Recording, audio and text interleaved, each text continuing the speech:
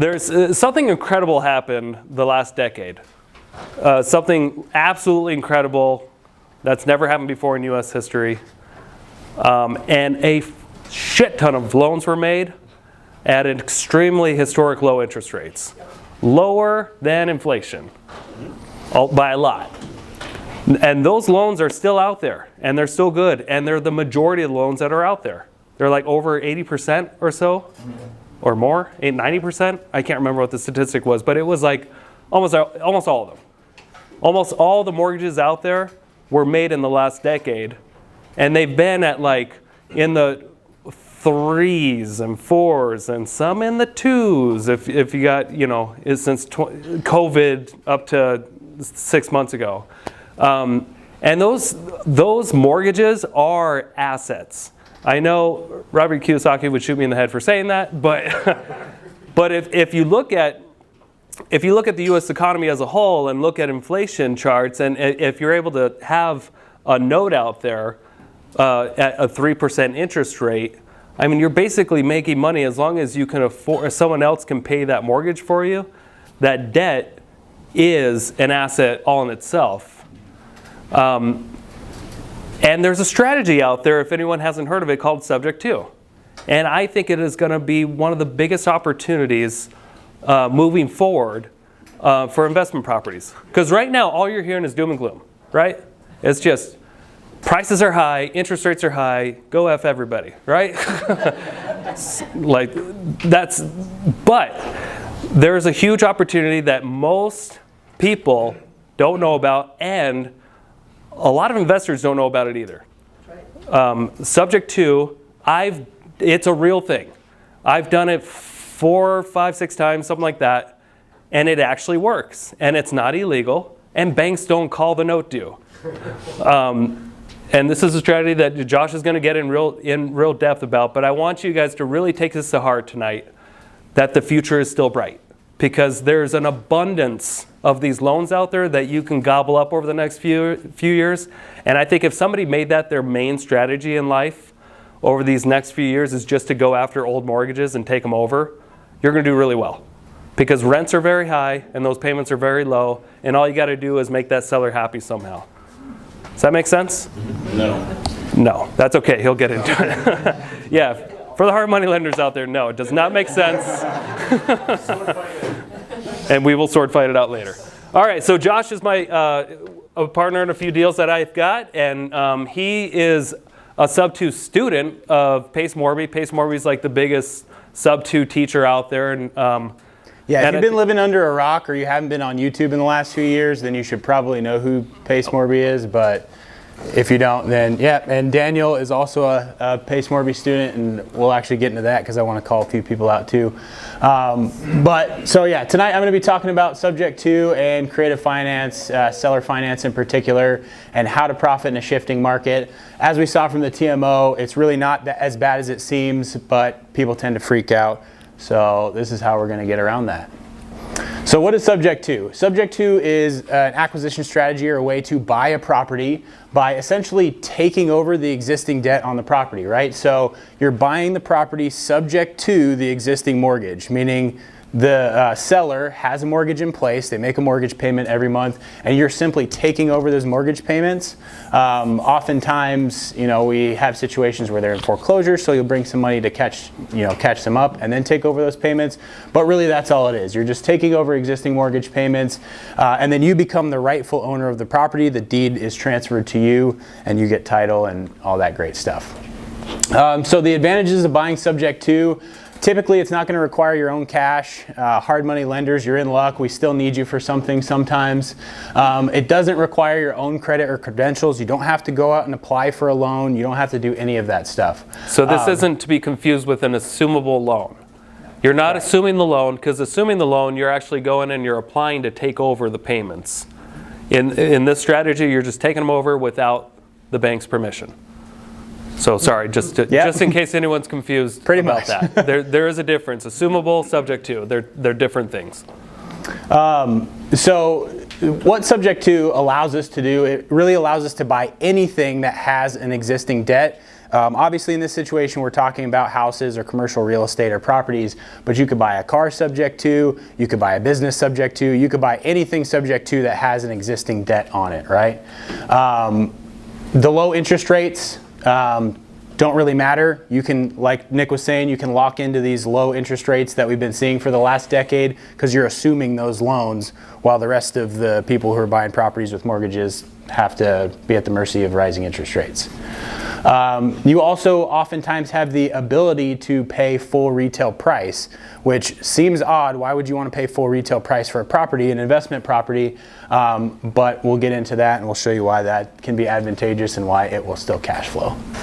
Downsides of subject to, you could potentially trigger the due on sale clause, and we'll talk about how to avoid that in a little bit. Essentially, that's the bank calling the note due. Overcoming seller objections and educating them on the process can be difficult because people just don't get it, right? If you're talking to other, real estate professionals or people in commercial real estate who really get this stuff, it's like no-brainer to them. They get it. But when you're talking to homeowners, they're like, I've never heard of that before. How can you do that? Is this legal? Da, da, da, da. So that can be a challenge to get over. And then there's just a lot of moving parts. It's really easy to overcomplicate it. We think it's some magical unicorn in our head and it gets away from us, and so that can be a downside. So this is a real world example we did this year, end of last year, 5773 West Adams Street in Spirit Lake. Look at the cute doggo. So how did we buy this deal? It was actually brought to us by the guy with the baby. The guy with the baby in the room, Jared. He's an active duty Army recruiter. Are you still recruiting? Still recruiting. Okay, so if you guys fail in real estate, there's always the military. It's a really great option. I did it for 14 years. It's great. But anyway, so he had a recruit that was getting ready to go to basic training and really needed to sell his house. Me and Nick went and took a look at the property. It was on a double lot, and for the last year, we've been in new construction projects, so we've been building houses, right? So we actually looked at it because we didn't really want the house, we wanted the lot. And after kind of running over the numbers, we realized, well, if we flip the house, we'll probably break even on the house, and then we'll get a free lot, and then we can make our money there. So we decided to avoid all that and just buy the lot cash and move on. Months later, the seller came back to us, or came back to me, called me up and said, hey, are you still interested in this house? I really need to sell it. So after digging into the situation a little more, well, they hadn't told me this the first time, but they were $20,000 behind on their mortgage. As many of you probably know, during COVID, banks were reaching out to people and offering like forbearances and saying, hey, you don't have to pay for a year, even if they hadn't lost their job, right? And they were like approving people for this. So they stopped making payments for a year comes up, and now they have like $20,000 in interest that they can't pay off. So they were in pre-foreclosure, and he was getting ready. He was out of basic training. He's getting ready to go to Georgia to be stationed over there at Fort Benning. Yay. And they just wanted to move on. So initially the seller wanted $230,000 cash because we kind of approached it like a wholesaler, fix and flip deal. We ran our numbers at $325,000 with about $40,000 in repairs, meaning we needed to purchase it at about $187,000 cash price to make it a good deal, right?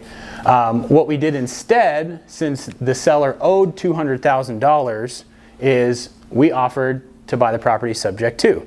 So we took over the mortgage. We brought $20,000 to the closing to catch up their behind payments. And then we put another $10,000 in their pocket because they wanted to make a little bit of money. And so we gave them $10,000 to basically move on, right? So after closing, all in, our purchase price was $237,000. Here's the mortgage statement. And you can see right there, that was our all-in balance. So why did we structure it this way? So like I said before, it actually allowed us to pay the seller more. Initially, would have had to given them $187,000, which wasn't possible because they owed $200,000, right? Taking it over subject to, we only had to make their $1,200 a month mortgage payments. Had we gotten that with a hard money loan, it would have been about $2,500 monthly payments, interest only, right? So we're not paying down that loan. And we saved somewhere around $9,000 just in hard money fees just to have the right to borrow that money, right? So that was a huge benefit right there. And here's kind of what we expect. Nick, you can click the link. This listing actually just went live a couple days ago. And we have it on the market right now for $385. If you want to flip through a couple of those. Yeah. So it's nice, right? Like young family could live there. Beautiful home, and it's a great photos. little. Did we have those? What's that? Did we have before photos? I can't remember. I didn't throw them up just because I didn't want to take up like 5 million slides, but it sucked before. Just believe us. So did you spend only $40,000 in REI? No. No, but we'll get to that. Actually, Sean helped work on it too. He did our flooring and everything, so. Well, yeah, looks good. Nice flip in Spirit Lake. Good job, Jeff. Jeff did it all, pretty much. Okay. So what we expect, we have it listed for $385. It'll probably sell somewhere around there, maybe a little less. We actually ended up. There you go. Yeah, we actually ended up spending about $68,000 in repairs because we have like thousands of things going on, and it takes way longer to do repairs than it should, and we always spend more money. And with labor prices and everybody knows the story. So $68,000 in repairs with about 7 months of payments coming out to $8,400. If it sells at $385, we should actually profit almost $50,000 still, right? Taking it over at that previous price. The best part about this all is I got to walk away from the deal because I just wholesaled it to Nick and Jeff.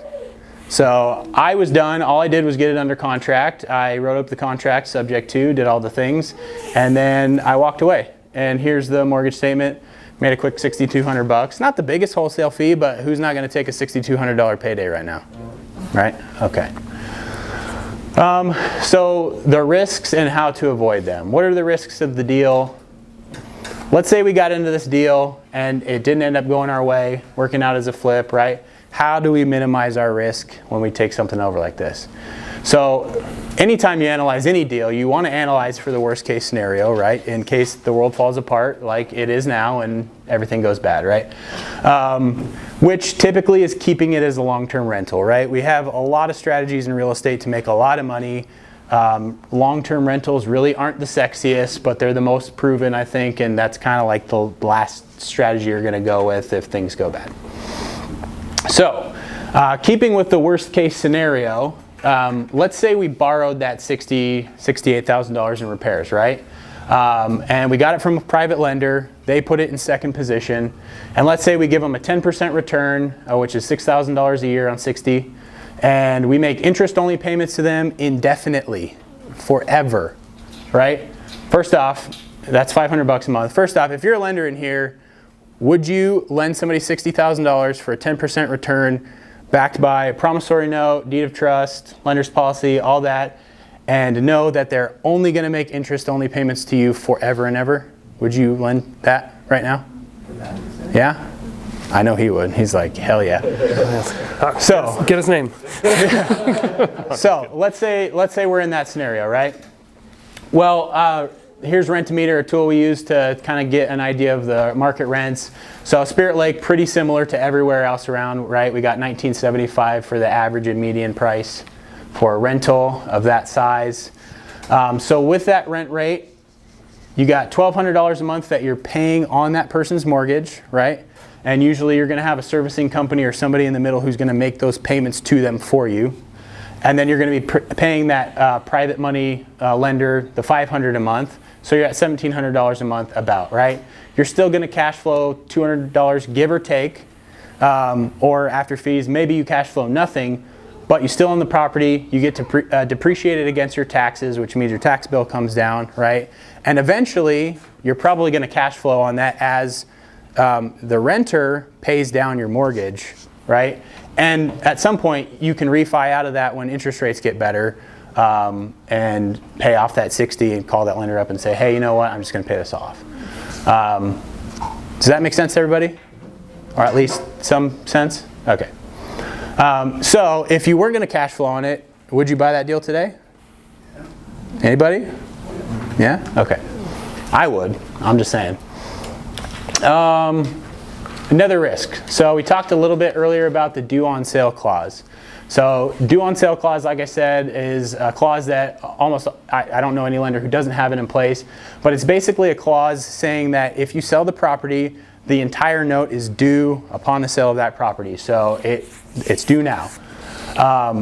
When you buy a house subject to, they're selling the house to you. So the bank can potentially trigger that and say, hey, you sold the house, we want all our money. We want that $200,000 right now. So how are we going to avoid the due on sale clause? So first off, it's actually rare. They're probably actually not going to trigger it. Most lenders don't care. As long as they're getting paid, they're not going to take it back. They're not in the business of taking the house back. They don't want it back. They just want their money. They want their interest payments every month. That's how they make a living. Your big banks, national lenders, most of them, they're not even going to notice. Everything's just going to continue on as it always has, and everything's going to be good. The small banks, your local credit unions, the ones that are scrutinizing their books more, they're the ones who are more likely to notice, but oftentimes they still really don't care as long as they're getting paid every month. So number two, what if they do care? What if they do call? Go ahead. This may seem like a really, I don't know. With interest rates going up, wouldn't a bank think, aha, I can get more money out of this deal? Potentially, yeah. They could. And that's how we're going to avoid this in step number two. Okay. So if they do call the due on sale clause, there is, and most people don't know this, there is due on sale insurance. So there are insurance companies out there that have due on sale policies, right? You can go out and you can buy a policy. Let's say, for instance, it's a $400,000 house. Usually, your policy is going to be somewhere around $4,000, right? So if the bank calls the note due because they sold the house, and you bought this policy before you closed on it, right? You can't do this afterwards. You have to have the policy in place. The insurance company will pay off the bank. So on the example where me and Nick bought this $200,000 house, or well, I wholesaled it to them, but where you take over the $200,000 mortgage, if we had bought a due on sale policy and they called that note due, the insurance company would have paid off that $200,000, and then they would lend that $200,000 back to us at the same exact terms that we already had with the seller, right?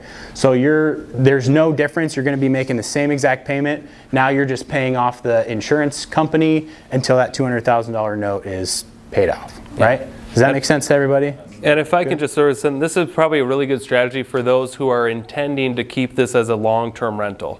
Yeah. If your intentions are still to just flip the property anyway, probably a waste of money because it takes a while for a property to actually foreclose. So I just want to throw that out there. If your intentions are just to flip it anyway, might be a waste of money. If your intentions are to keep it long-term, probably definitely worth the money. Exactly. So that's number two. Number three, so contract for deed, land contract, agreement for sale. For whatever reason, in every state, there's a different name for this just to confuse people because they like to. I don't know why. In Idaho, you'll probably see contract for deed or land contract. Essentially what you can do is you can buy the property subject to, you're taking over the mortgage, but you're buying it on a land contract or a contract for deed. Meaning the ownership of the property is not going to transfer into your name. You're not going to get the deed or title or anything like that, but you're going to have the rights to the property as if you owned it, right? So you can do whatever you want with it. Flip it, turn it into a rental, do whatever.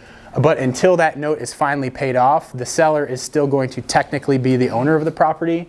The only real downside of that is you can't depreciate against your taxes. So if you have a big tax bill at the end of the year, that can be a problem if you need that strategy to alleviate your taxes. But other than that, you can do everything else with it. And this is really only going to be used if you're really, really worried that that's going to happen. They're going to call due on sale. And potentially, if you buy a property subject to, and you didn't get a policy, and you didn't do it on a land contract, and they do call it due on sale, you can just have the seller quit claim it, or you can quit claim it back to the seller, and then restructure the deal on a land contract, and everything's good, right? So subject to exit strategies. How can we make money on this? And the awesome part about this is most of these, does that work? No. Most of these are also great acquisition strategies, right? This is, these are ways that you can pick up properties potentially too. But number one, like I said before, I was able to wholesale the deal to Nick, and then you're just done. You assign the contract just like any cash contract. You walk away, you get your fee, everything's good. You could sell it on a wrap. So in this instance, you're essentially, think of it as like re-gifting a present, right? If somebody gifts me a present at Christmas and I'm like, I hate this thing, wrap it back up and give it to somebody else, right? Think of it that way. You're essentially becoming a lender in this case, and you're looking for what you call a penalty box buyer, right? Somebody who's a 1099 contractor, a business owner, they might have really good income, great credit, but they can't qualify for a loan. And last time I checked, the statistic was actually 40% of people that apply for a mortgage get denied. So that's a huge buyer's pool out there who can afford to buy this house from you, but might not be able to get a traditional mortgage to do it, right? Or might not be able to yet until they either fix their credit or increase their income or whatever. So in this instance, you're essentially becoming a lender. You need to get an RMLO, a residential mortgage loan originator, because you need to make sure that your buyer is actually qualified to make those payments, or else you can get in a lot of trouble. And then really, you're stepping away from the deal. You now have the note, you're getting the cash flow, but you don't have to deal with tenants and toilets or anything. That person becomes the legal owner of the property, and it's theirs. They don't call their mortgage lender, and say, hey, my toilet broke. So you get the cash flow, all the benefits without having to be a landlord, which is great. And then you could potentially sell your note to somebody like Mariska, and they'll, and they'll buy it at a discount, and you can just step away and get some capital and move on to better things, or just cash flow it forever.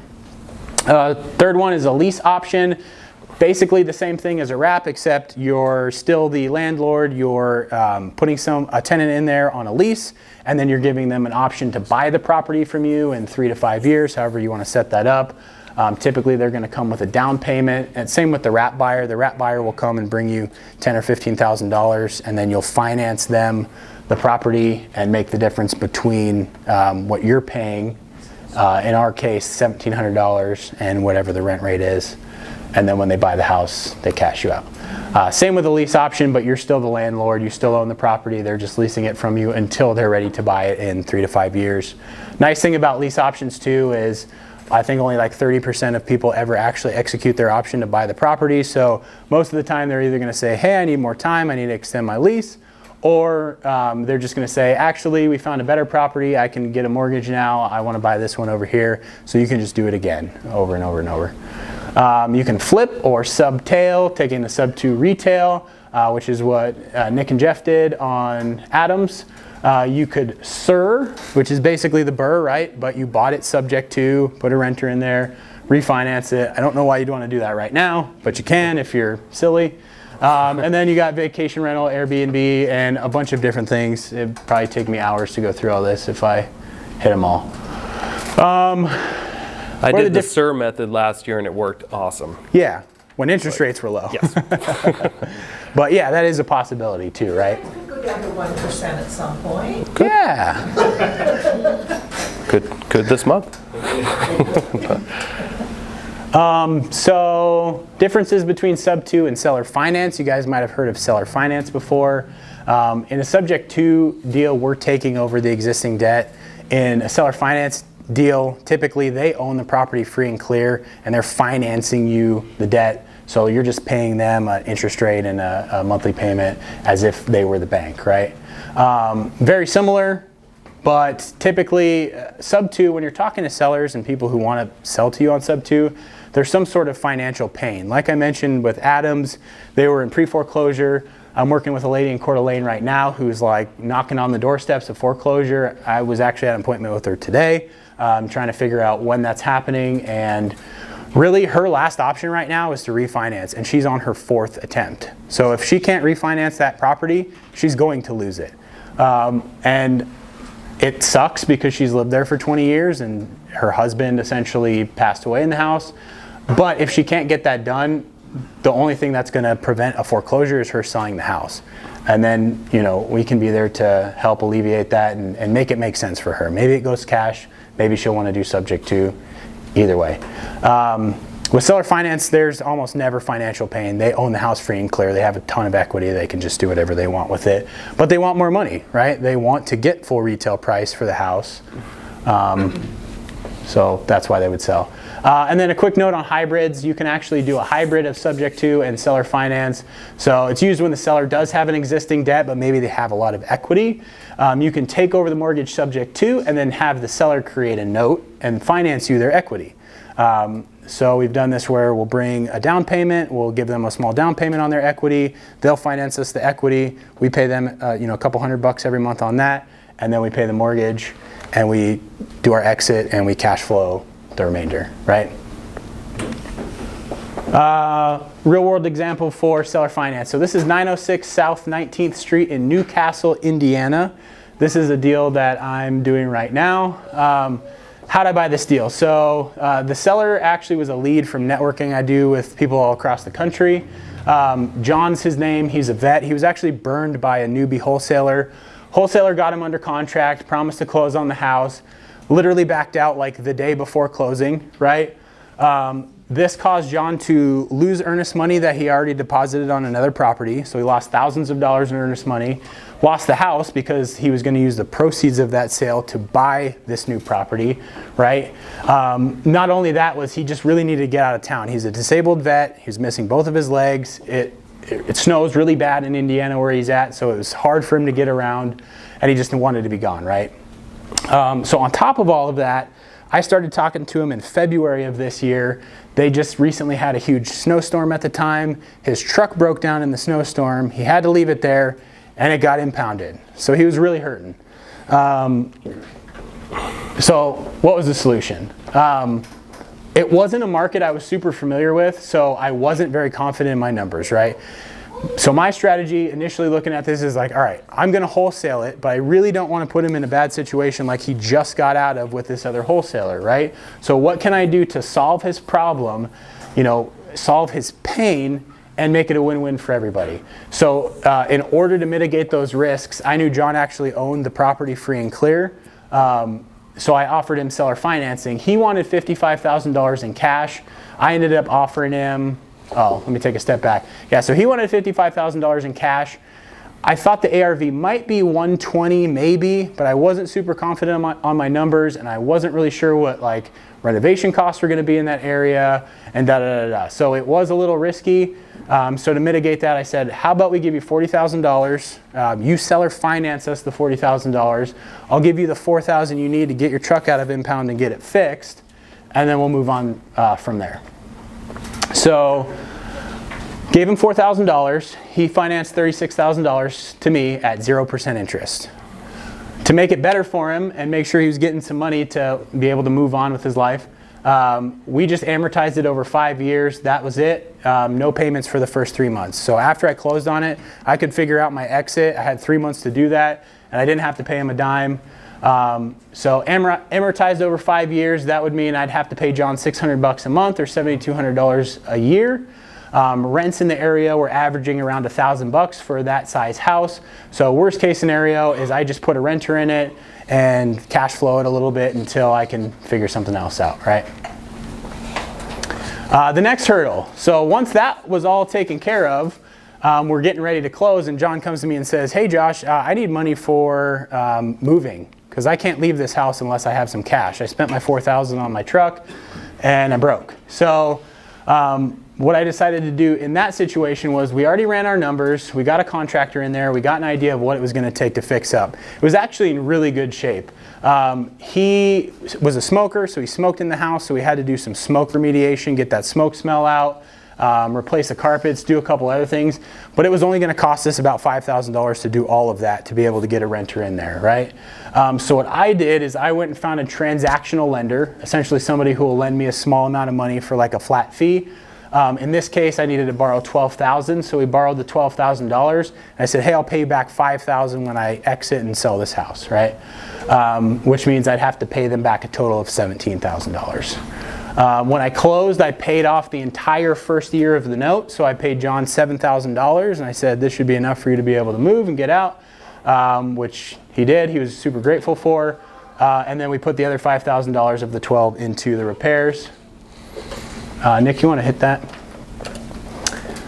So I went and got a CMA from a local agent and listed the property after the repairs. And here it is. It's still on the market right now. A little bit of a price cut, just like we're seeing everywhere else. But it's listed for $99 and looks pretty good, right? Like, that'd be a good rental. Anybody would rent that. And no more smoke smell, so it smells great. Is that the smoke machine? What's that? Looks like a smoke machine. Oh yeah, where they're remediating? Probably. So if anybody's looking for a house in Indiana. Can you do seller financing? What's that? Can you do seller financing? Yeah, probably. Why did I lose my slide? Okay. So yeah, assuming we sell the property at $99,000, here's kind of the breakdown, right? It was minimal repairs. If we sell for $99,000, it cost us about $6,900 in commissions and closing costs. $40,000 we're factoring in for the seller finance loan to John, that whole transaction, and then $17,000 to the transactional lender. So if it does sell at $99,000, we'll make a smooth $35,000. If it's a little less than that, I don't really care. That's good money. I'm happy with it. Originally, I was going to wholesale it, actually. Wholesale that seller finance deal until I got these numbers. And then I had a wrap buyer. And then the CMA came back and I was like, oh, no, I'm going to list this. So had I wholesaled it, I might have only been able to make $5,000 or $10,000, which is really why you want to like dig deep and analyze these deals and look at your worst case scenarios and find your... What? You can do so many things with this. It's amazing. It's really awesome. So, question. If you implemented these strategies in your business right now, would you make more money? Yeah. Probably, yes. 100% yes. And honestly, it's one of the best decisions I've ever made was to learn Subject 2 and Creative Finance. I'm really grateful that I was able to join that mentorship. It's a lifetime mentorship. I've met a ton of really awesome people. I've learned so much. I've been like studying this stuff for over a year and just going really, really deep into it. And I know it's just going to be a huge income earner for me from here on out and a massive wealth builder because now I know how to go out and pick up these properties for essentially nothing, right? If I have to bring $30,000 to closing to catch up a mortgage, you think I can borrow that money from a private lender in second position for interest only forever or whatever, right? I can find a way to get that done, right? So it's going to be a massive wealth builder just to increase my portfolio of rentals. And the market's shifting, so we don't know how long this is going to last. This is going to be an awesome strategy because for 10 years we've had low interest rates. You can pick up, like Nick said, 80% of the loans are these locked in low interest rates. So you can pick up these loans probably over the next 10 years and do really, really well. Quick mindset shift that I had to make. So, at first I really only wanted to be a wholesaler and a flipper. I thought that was the shit. I thought that was where it was at.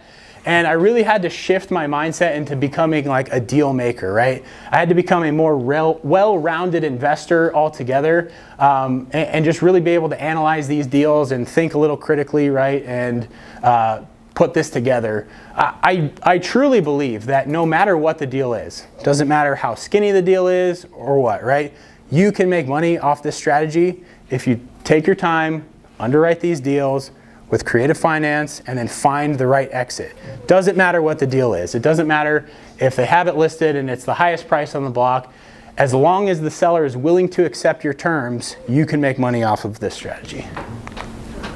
So, call me. I know there's wholesalers in the room, there's agents in the room, there's a bunch of people in the room. If you have dead leads, if you have people you haven't even talked to in a year, 6 months, whatever, I don't care. Let's hit them up. See if this fits their situation. If it does, I'll underwrite those deals for you for free. I'll talk to your sellers, whatever. But if we make a deal out of it, of course, I'm either going to ask you for a little fee, or maybe I'll want to buy it myself, and then I'll just give you a marketing fee if that's all you want is some cash, right? So call me. And agents too. Inevitably, you will walk through a house that wants to list with you, and you're like, holy shit, I'm never going to list this house. This thing is gross. It's only going cash. We can make them benefit from this as well. And you can actually find these deals on the MLS. Not a lot of people know that. Agents will sometimes post deals on the MLS listing saying like these sellers are open to seller finance or creative finance, right? So keep an eye out for that. If you need help training your acquisitions people or underwriting deals, again, that's my phone number. Give me a call and we'll talk. There's my contact info. That'll help. And then I just want to do a quick shout out. So there's actually a lot of people in this area who know how to do this stuff, who are also part of the mentorship or part of my team, right? Maybe I'm just not your cup of tea. Maybe you don't like my face just because I'm offensive or whatever. Take a picture of this. Any one of these people would be happy to help you out just like I have. And you know, they'll probably call me up too and be like, hey, somebody called me, let's do this deal. So I'm sure we'll get it done either way. But yeah, take a picture of this. Any of these people in the area will be able to help you out. Any questions? Sweat my ass off. Troy. So so if it's subject to, who owns the loan? Is it still that person's loan when they have a financial statement? Yes. They still have to say it belongs. So the loan will stay in the seller's name, which can be a benefit to your seller, because if they're in that pre-foreclosure situation, right, even though you're taking it over and you become the deed holder and you take title to the house and you're the rightful owner of the house, that loan does stay in their name, but you're making that payment, or rather the tenant's making that payment every month. So you're actually building that seller's credit, and until you sell the house or refinance it or whatever, it's going to stay in their name. Now, a lot of sellers are going to say, well, what if I want to go buy another house? How am I going to do this with this loan under my name? You can actually show proof that they're no longer financially responsible for that loan. The first year, it will cut their debt to income on that in half. The second year, it won't show up at all. So they won't be responsible for that financially at all. And you can prove that to the lender when they try to go get another loan to buy another house. Is it just via the contract you signed with them, it shows that they're not responsible for that loan? No, so if they contact you and they say, hey, I'm trying to buy this loan, but this other one's in my name, you can show proof, typically through your servicing company. Like, you would want to probably put a servicing company in place who is essentially making that payment to everybody. What lenders you typically want to see, because I've done this before, they want to see cleared checks from whoever's making the payments, and just make sure that those checks aren't coming out of the new or the borrower's bank account, and that it's coming from somebody else.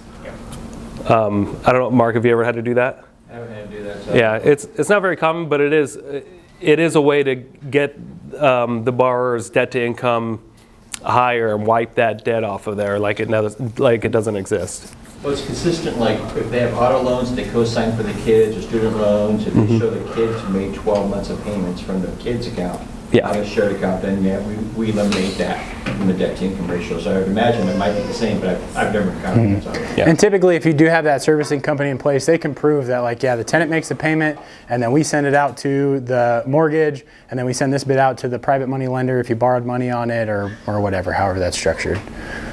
So they can prove that. So cool. I saw another hand. Say it. Oh. No. I went to the restroom for a minute, but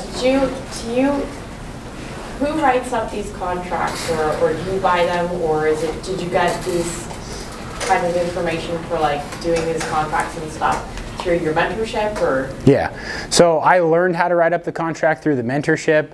I can't give that stuff out, but I know how to structure a contract. So if you ever need help doing that, I can definitely help you out on that.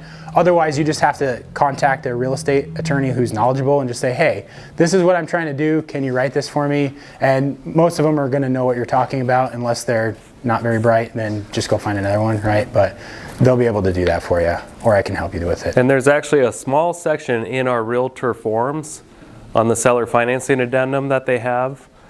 There's a small little line that says, you know, if you're assuming a loan or taking it subject to. So that, and these were written up by real estate attorneys approved by the National Association of Realtors. So if it's on a realtor's contract as an option, it's not illegal. See, sorry, hold on. The challenge for me was, since I'm licensed, I have to use the Idaho state forms if I'm buying in Idaho. Not in Washington, but if I'm buying in Idaho.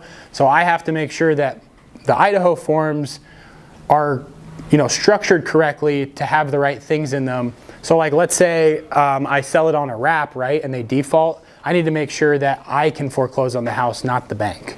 You know what I mean? So there's certain things that have to be in there. that I just have to pay special attention to because I got to use the Idaho forms. But you can get copies of, these contracts, essentially. I was just going to say, this is not new either. Yeah. It's been around a long time. No. Some people think, oh, this is newfangled and it's illegal. It's like, no, it's been around for decades. So. Yeah, who's the guy from the 80s who was big doing this stuff? Carl Sheets. Yeah. No, not Carlton Sheets. He did classes on tape or whatever like that. Yes, it's been around like this. Yeah. Pace has made it popular to this generation now, but Yeah. I mean, he's repeating stuff that's been out for decades. Yeah, it's been around forever. Yeah, there was I can't remember the guy's name, but this dude basically told the news like, "Hey, I can go to any city, just drop me anywhere in the world, and I'll buy a house within 24 hours. And I'll have no cash, right? I'll do it with no cash." And they're like, "All right, bet." And they sent him out to like Chicago or something, and he just started making phone calls, and within 24 hours, he got a house on sub 2. And then did it multiple times throughout this challenge. But yeah, it's been around forever. It's just not, I don't know why it's not talked about. Maybe it's just like investors' little secret. For the last 10 years with super low interest. Yeah, that's true. Yeah. That's true. Go ahead. What local title and escrow companies are familiar with it? We just use Title I for everything. They're pretty knowledgeable. So subject do to we transactions, you're going to want to use Lindsay Odd at Next Title, or Heidi Smith at Pioneer, but she just got promoted, so maybe she might know somebody else. Yeah. I would just go to Next Title. They've done them for me before. Not a lot of title companies are comfortable doing it, just because they're not familiar with it. I mean, there's a ton of agents that have no idea. There's a ton of real estate agents that have no idea what a subject to is. It's just so uncommon these days that most people just aren't educated on it. But it is. Yeah, Tycor title might help too. Tycor, they're pretty familiar with that kind of stuff. Have you guys used them for Are they? I don't think they're local here.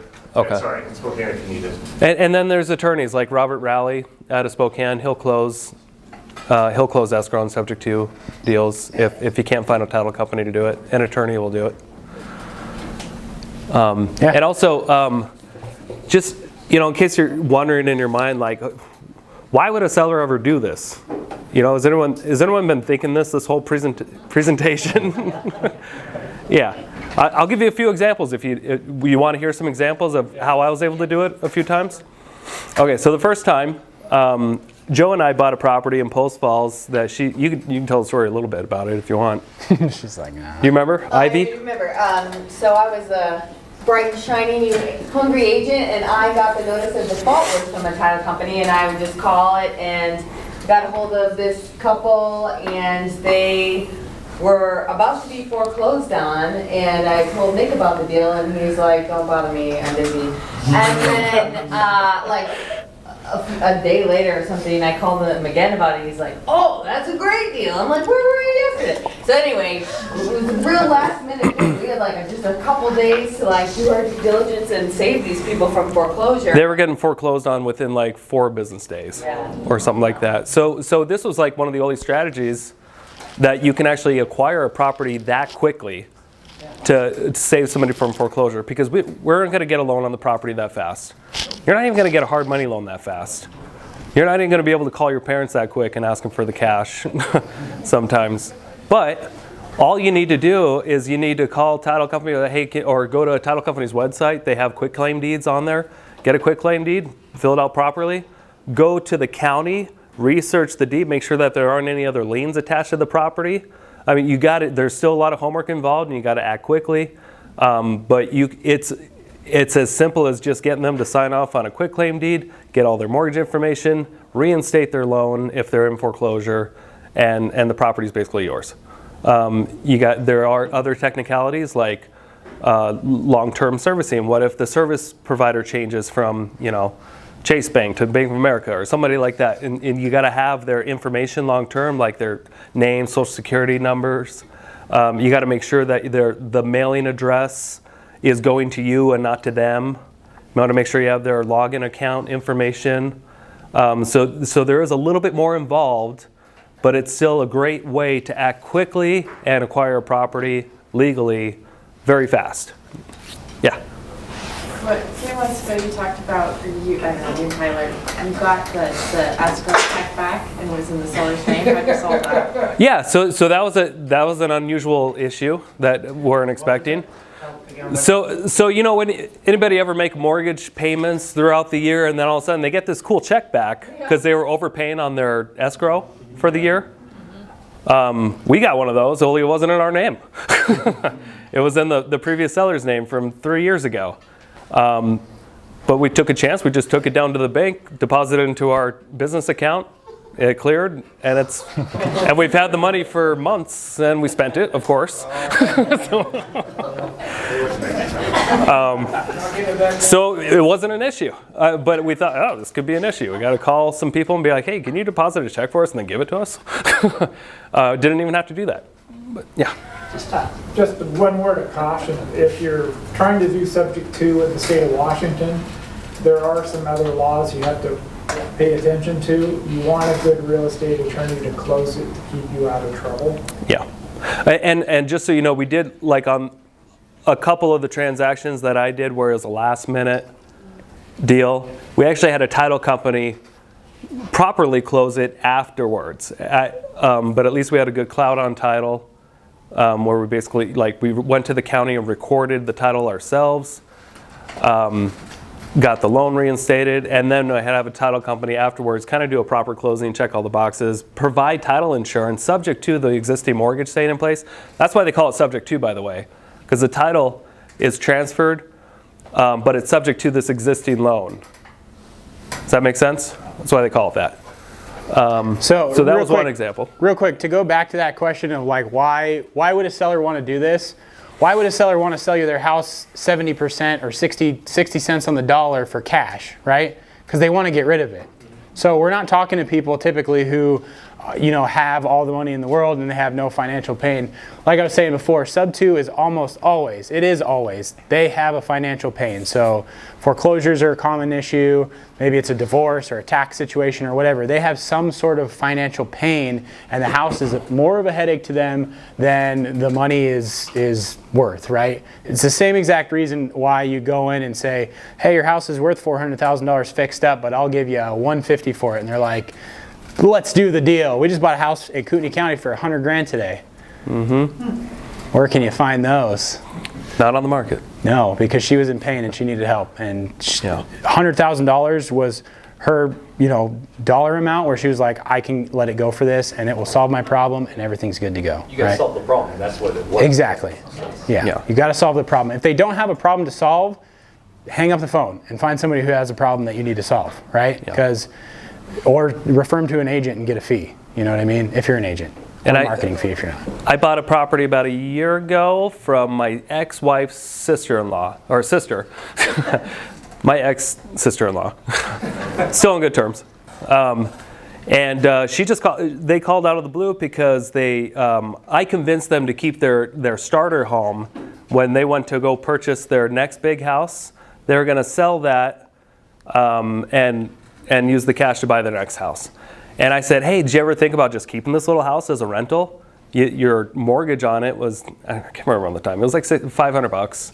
And they can rent it for $800-900. And they can just do a cash out refi. Their payment would they would be about the same. I just kind of walked over the numbers with them. And I usually do this in a lot of my listing presentations when I'm working with people. I try to get them to keep the house instead of sell it, if it makes sense. And they were one of the few people that actually listened to my advice. And they decided, okay, we'll do a refi. They kept the house. They took the cash out and they bought their next house. And I was really proud of them. They bought their first investment. They had a renter. It built up equity. And only about 8-9 months went by where she called me and she said, I don't want to be a landlord. She just has anxiety that, that something's going to break and they're going to ask them to fix something. And just being a landlord wasn't for them. And there was not much wrong with the property. There wasn't much wrong with the tenants. And I said, well, she asked if I would buy the property. And I said, I mean, I would, but I'm not going to be your best buyer. I'm an investor. I have to buy at a discount. It's got to make sense to me. All the deals that I buy, typically, I try to buy them very creatively with no money down. I mean, the only way, I'm like, I can get you like 50 grand more if we just put it on the market. And she's like, no, I really love these tenants, and they don't want to move again. I'm like, I'll sell to you whatever you can make sense at. And then I asked her what her mortgage or new rate looked like and all that. And I said, well, I'll tell you what if I took over your mortgage for 6 to 9 months, I'm going to paint your house and I'll refi it. But just let me just take over the payments. I'll buy the house that way. And then I can get a small loan for the difference. She was offering it to me for 100 grand. She only owed 60, 70 on it, something like that. So I needed to come up with about 30 grand that I borrowed from a friend who just wanted 10% returns. So I took over her mortgage at 60, 70 grand. I forgot what it was. And then I got a loan for about 30 grand from my friend. I made her $300 a month payments. The rent that was coming in was like $850, and I remember it was losing maybe 20 bucks a month. So I bought the property. I was losing about 20 bucks a month. But that year, I think I saved like 3 grand in taxes. I mean, I got all those other all the benefits of owning a rental property, and I did refinance it after 8 months or so. It appraised at close to 200 grand.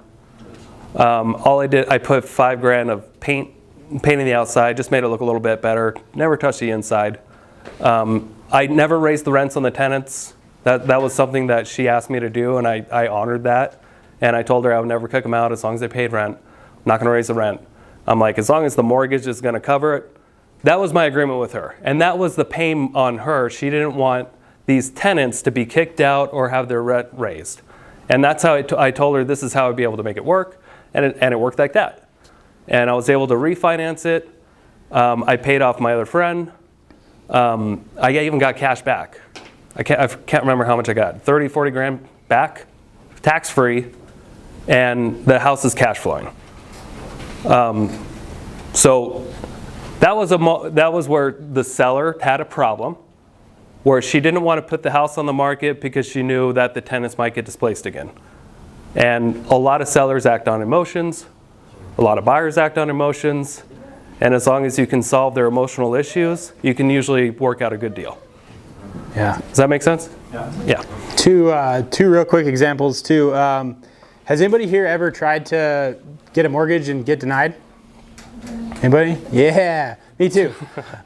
So when we were going around doing introductions and people were like, oh, I'm W-2, I'm 1099. Well, the W-2s don't frown because you'll actually be able to qualify for a loan, probably. 1099s like myself or business owners, it's very, very difficult because even though you make a lot of money as a 1099 potentially or a business owner, banks just for whatever reason don't like to give you loans, right? So you can use this to buy your own personal home. If you get a sub-2 contract and you look at it and you're like, well, the house is in decent shape and their mortgage payment's only like $1,000 a month and rent would be $2,200, it's a no-brainer, right? I could just live there, make the $1,000 a month payments, and I can live in the house, right? Number 2, this strategy is great if you're willing to forego the instant gratification of making like a big $20,000 or $30,000 wholesale check or flip check or whatever, and you can build that long-term wealth, right? So this lady that I'm working with in Coeur d'Alene right now who's facing foreclosure, let's say she wants to sub-2 it. The only reason she's in foreclosure is because the banks called her in 2020 and were like, hey, you don't have to make your payment for a year. Isn't that great? So she didn't, right? She can afford to make the payment, but after that year, she was $30,000 in interest essentially behind. And now she's going to lose the house potentially if she can't do that refi. And the only reason she can't do that refi is because her husband recently passed. She's in her 80s, right? Her only income is from like Social Security and some other stuff. So even though she can make that payment, she might lose the house. So, you know, if it so happens that I end up buying the house as subject to, do you really think I'm going to kick an old lady out of her house? Yes. Well, maybe if she makes me angry, but no. No, what I can do, because I know she can make the payment, I know she has enough money, and she's been making her payment every month for 6 months, right? I'll take over the house subject to, I'll get the money, the $30,000, you know, whatever the payment is. I'll go pay that off. The house becomes mine, and she can stay in it and make that same payment for the rest of her life until she lives to 100 and passes away. And then the house becomes mine, right? Can I afford to wait 20 years? Yeah, probably. And more than likely, you know, that is just going to keep going up in value. And I don't have to kick an old lady out on the street. She can live in the house for the rest of her life, and she can pass away in the same house her husband did, and then I have a house in 20 years or whatever, right? You know, there's a ton of ways that you can solve people's problems and solve people's pains and help people without having to necessarily make money now, but be able to make infinite amount of wealth in the future, right? As long as you're just willing to be patient. And it's funny when you talk to their wholesalers, they're like, I just want my $20,000. So wholesalers, if you want to get rid of those deals, come talk to me. I can afford to wait many, many years without making any money. So anyway, I just wanted to put that out there. Anybody else have any more questions? Sources or MLS? Wholesaler? Yeah, same exact sources as any other deal, right? You can find them on the MLS, you can find them through wholesalers, you can do direct to seller marketing, right? Where you're just cold calling people or mailing people or whatever, right? You're really just trying to figure out, you need to talk to people. You need to figure out what their actual situation is. You need to get them to trust you so that they're going to tell you. Because the first time you get on the phone, nobody's going to tell you, yeah, Josh, I'm $20,000 behind, right? It took like 2 or 3 months for those first people on Adams to call me back and say, yeah, we really need to get rid of this house now. But I built that relationship and built that trust up to a point where they were willing to give me that information after a while. Most of these deals you're not going to do the first time you get on the phone and freaking slam dunk and that's it. It's going to take 7, 8, 9, 10 times talking to these people, following up with them, getting their details or situation, right? So yeah, really any way that you can get a deal, you can get these type of deals, right? I had never heard of due on sale insurance. Do you have any companies that you know that provide that? Not off the top of my head, but I can find those resources for you. Just yeah, send me a text and I'll shoot some your way. Cool, thanks. Yeah. Cool. Anybody else? No? All right. All right. Thanks, Josh. Nick? Yeah, thank you. Good job.